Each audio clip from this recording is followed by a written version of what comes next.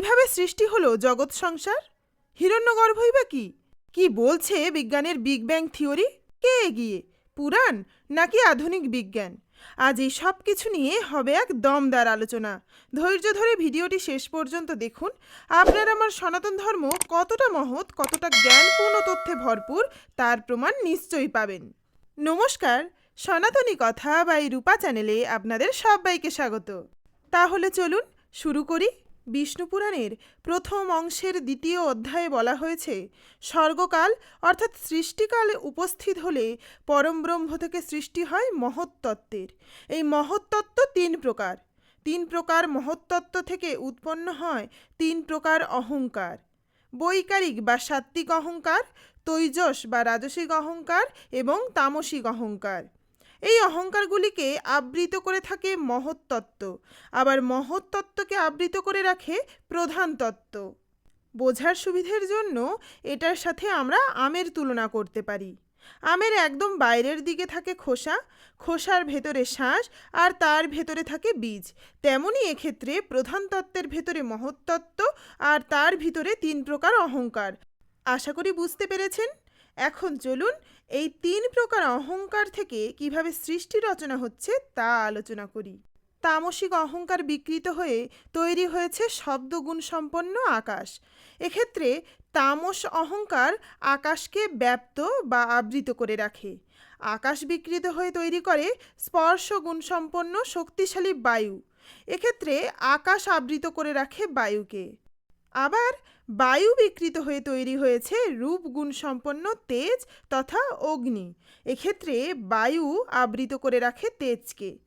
তেজ বিকৃত হয়ে তৈরি হয়েছে রস গুণসম্পন্ন জল। এইভাবে তেজও আবৃত করে রাখে জলকে। আবার জল বিকৃত হয়ে সৃষ্টি হয় গন্ধ গুণসম্পন্ন পৃথিবী। সেক্ষেত্রে জল আবৃত করে রাখে পৃথিবীকে। এইভাবে তামসিক অহংকার থেকে পঞ্চভূত অর্থাৎ আকাশ, বায়ু, তেজ বা অগ্নি, জল এবং পৃথিবীর সৃষ্টি হয়েছে। দ্বিতীয় অহংকারটি হল তৈজস বা রাজসিক অহংকার। এই অহংকার থেকে উৎপন্ন হয় 10 ইন্দ্রিয়, 5টি জ্ঞানেন্দ্রিয় এবং 5টি কর্মেন্দ্রিয়।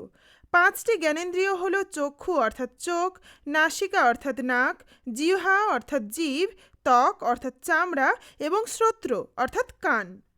এবার শুনুন 5টি কর্মেন্দ্রিয়র নাম: হস্ত অর্থাৎ হাত, পদ অর্থাৎ পা, বাক অর্থাৎ মুখ, গুহ অর্থাৎ পায়ু, উপস্থ অর্থাৎ লিঙ্গ। এখন বলি বৈকারিক বা সাত্ত্বিক অহংকারের কথা।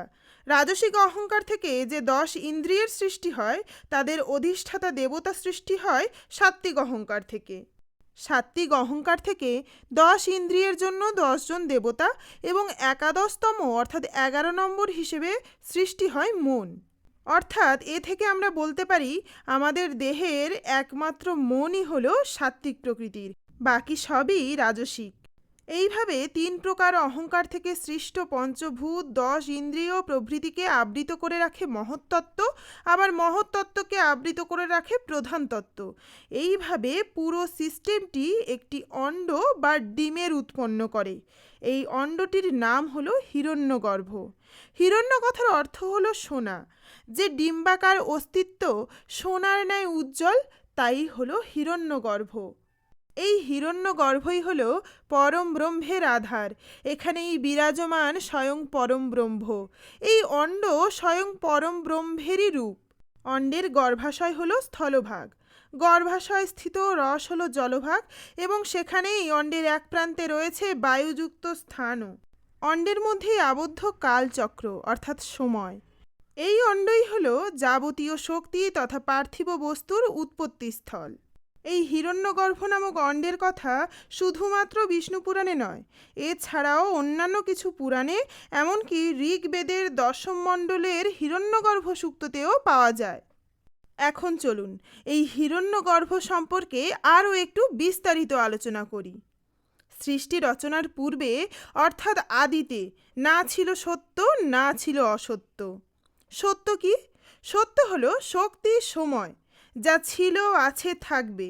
এই সময়, শক্তি এগুলি পরিবর্তন হবে, কিন্তু ধ্বংস অর্থাৎ শেষ হবে না। আর অসত্যটা কি? অসত্য হলো যা কিছু পার্থিব জিনিস, যা সৃষ্টি হয়েছে আবার ধ্বংসও হবে।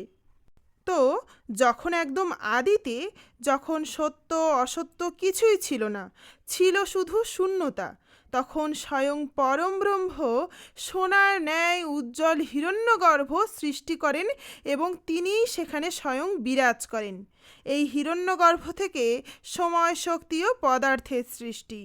সময়ের পরিপ্রেক্ষিতে শক্তি ও পদার্থের সমন্বয়ে সৃষ্টি হয়েছে এই নক্ষত্র, গ্রহ, উপগ্রহ, সমস্ত কিছু, অর্থাৎ সমগ্র জগৎ সংসার। বিষ্ণু পুরাণ অনুযায়ী হিরণ্যগর্ভে স্থিত স্বয়ং পরম ব্রহ্ম সৃষ্টিকর্তা জ্ঞানী ব্রহ্মার রূপে এই জগৎ সংসার রচনা করেছেন। আবার সেই পরম ব্রহ্মই পালনকর্তা তথা পরাক্রমী বিষ্ণু রূপে কল্পের অন্ত পর্যন্ত যুগের পর যুগ ধরে জগতের পালন করে আসছেন এবং কল্পের শেষে সেই একই পরম ব্রহ্ম অতি ভীষণ রুদ্র রূপ ধারণ করে সমগ্র সৃষ্টিকে সংহার করে জগৎ সংসারে মহাপ্রলয় সৃষ্টি করে জল দ্বারা প্লাবিত করে এবং সেই জলভাগের ওপর স্বয়ং বিষ্ণু রূপে শেষ শয্যায় শয়ন করেন। আপনারা অনেকেই ছবিতে ভগবান বিষ্ণুদেবকে দেখেছেন সমুদ্রের ওপর কুণ্ডলীকৃত শেষনাগ তথা অনন্তনাগের ওপর শুয়ে থাকতে। সেই ছবি হলো এই ঘটনারই প্রতিচ্ছবি। শয্যাগ্রহণ শেষ হলে পুনরায় ব্রহ্মারূপে তিনি জগৎ সৃষ্টি করেন, অর্থাৎ একই পরম ব্রহ্ম ভগবান জনার্দন জগতের সৃষ্টি, স্থিতি এবং সংহারের জন্য ব্রহ্মা, বিষ্ণু ও মহেশ্বর এই তিন সংজ্ঞা ধারণ করেন।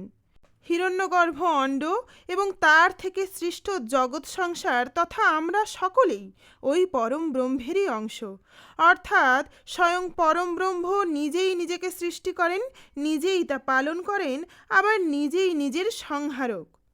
অনেকেই আছেন সনাতন ধর্মের কি ভুল কি খারাপ তা প্রমাণ করতে বসবেন, অনেকেই আবার সায়েন্টিফিক ব্যাখ্যাও চাইবেন। সেই সমস্ত মানুষদের উদ্দেশ্যে কিছু সায়েন্টিফিক ব্যাখ্যাই দিই। বিগ ব্যাং থিওরি সম্পর্কে আপনারা নিশ্চয়ই শুনেছেন। বিজ্ঞানী এডউইন হাবল বলেছেন, মহাবিশ্ব প্রতিনিয়ত সম্প্রসারিত হচ্ছে, অর্থাৎ কোটি কোটি বছর পিছিয়ে গেলে মহাবিশ্ব ছিল তুলনামূলক অনেক সংকুচিত অবস্থায়। তার এই থিওরির ওপর নির্ভর করে 1927 খ্রিস্টাব্দে Belgian cosmologist George Lemaître big bang theory আবিষ্কার করেন। এই থিওরি অনুযায়ী প্রায় 1370 কোটি বছর আগে মহাবিশ্ব একটি ছোট বিন্দুর ন্যায় উজ্জ্বল অস্তিত্ব রূপে বিরাজ করত, যাকে তিনি নাম দিয়েছেন কসমিক এগ, অর্থাৎ মহাজাগতিক অণ্ড বা ডিম। একদা এই মহাজাগতিক অণ্ডে ব্যাপক বিস্ফোরণের ফলে প্রচুর শক্তি উৎপন্ন হয় এবং তার নানা অংশ চারিদিকে ছড়িয়ে গিয়ে সেগুলি সম্প্রসারণের মাধ্যমে বর্তমানের নক্ষত্র, গ্রহ, উপগ্রহের সৃষ্টি হয়। এখন বৈদিক তথা পৌরাণিক হিরণ্যগর্ভ তত্ত্বের সাথে আধুনিক বৈজ্ঞানিক বিগ ব্যাং থিওরির তুলনা করুন, আশা করি মিল খুঁজে পাবেন। আশ্চর্যের বিষয়, যে সমস্ত থিওরি এতদিন পর পশ্চিমী দেশগুলির বিজ্ঞানীরা আবিষ্কার করছেন তা নিয়ে আমরা মাতামাতি করি, অথচ এই একই মূল্যবান জ্ঞান বহু যুগ আগে আমাদের সনাতন ধর্মের বৈদিক বিজ্ঞানীরা দিয়ে গেছেন, তার খোঁজ আমরা কেউ রাখি না। নতুন বৈজ্ঞানিক চিন্তাধারাকে অবশ্যই সাধুবাদ জানাই, কিন্তু নিজের সংস্কৃতিকেও ভুলবেন না। এই সনাতন ধর্ম, সনাতন সংস্কৃতি নিছকই তুচ্ছ নয়, এ এক অমূল্য জ্ঞান ভাণ্ডার। তাই সনাতন ধর্মকে চিনুন, জানুন এবং মানুন। আমার আজকের উপস্থাপনা যদি আপনাদের ভালো লেগে থাকে তাহলে অবশ্যই লাইক, শেয়ার এবং সাবস্ক্রাইব করুন, আর বেল আইকনটি প্রেস করবেন যাতে আমার আপলোড করা প্রতিটি ভিডিও সবার আগে পৌঁছে যায় আপনার কাছে। আজ তবে এটুকুই, আবার দেখা হবে পরের ভিডিওতে। সম্পূর্ণ ভিডিওতে সাথে থাকার জন্য অসংখ্য ধন্যবাদ।